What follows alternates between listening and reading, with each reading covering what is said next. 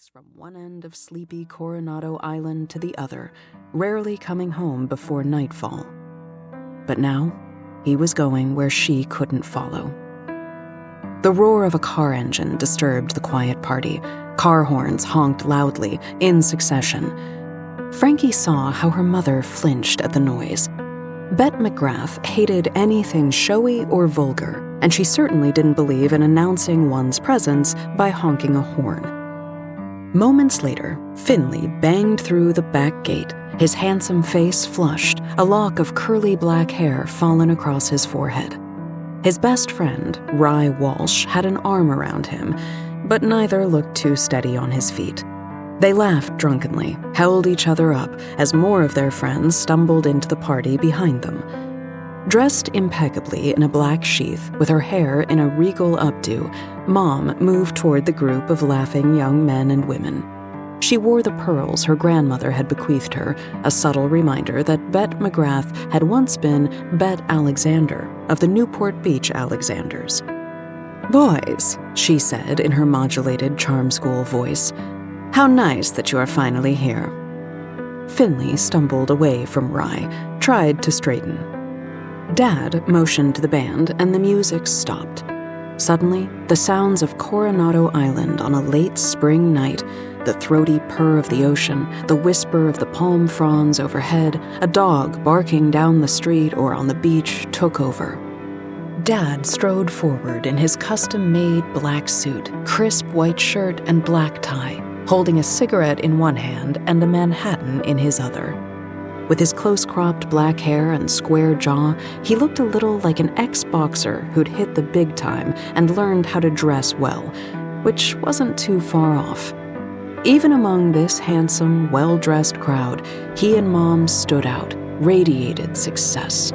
She was old money and had always been at the top of the social ladder. He had climbed his way up to stand confidently beside her.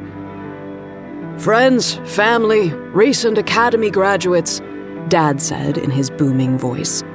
When Frankie was young, he'd still had a hint of an Irish accent, which he'd worked hard to eliminate. He often touted his own immigrant mythology, a story of bootstrapping and hard work. He rarely mentioned the good fortune and opportunity that had come with marrying the boss's daughter, but everyone knew. They also knew that after the death of Mom's parents, Dad had more than tripled their wealth with his zeal for developing California real estate.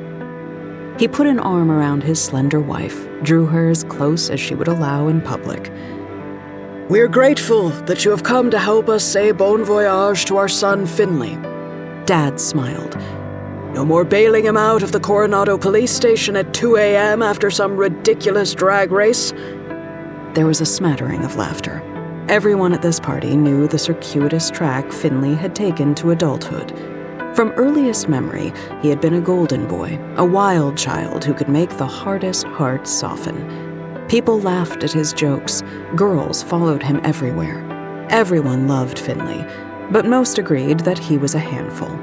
He had been held back in 4th grade, more for constant mischievousness than anything else.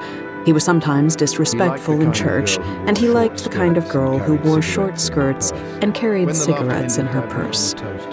When the laughter ended, Dad went on. "A toast to Finley and his grand adventure. We are proud of you, son."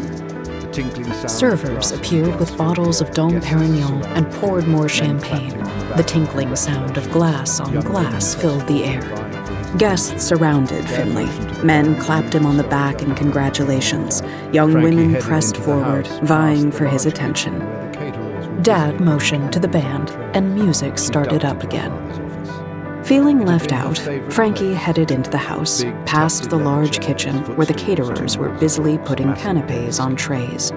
She ducked into her father's office. It had been her favorite place as a child. Big tufted leather chairs, footstools, 2 walls of books, a massive desk. She flicked on the light. The room smelled of old leather and cigars, with a hint of expensive aftershave.